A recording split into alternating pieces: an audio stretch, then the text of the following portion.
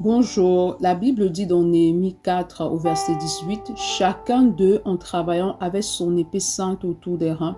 Celui qui sonnait de la trompette se tenait près de moi. On a Néhémie ici en fait qui construisait la muraille.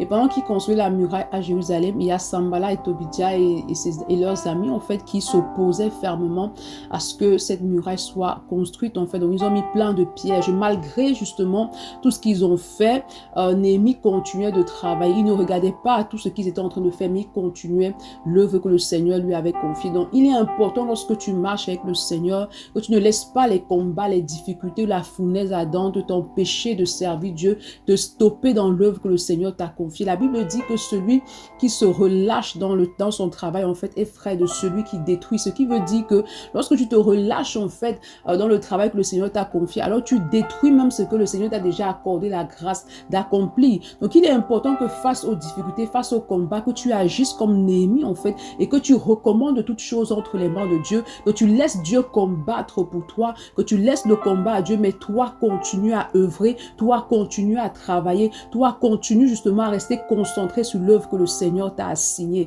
C'est pourquoi ce matin, appuie-toi sur le Saint-Esprit. Demande à l'Esprit de t'accorder la grâce de ne jamais te relâcher dans l'œuvre que le Seigneur a confiée entre tes mains, qui t'aide à ne pas te relâcher. Bonne journée. Shalom.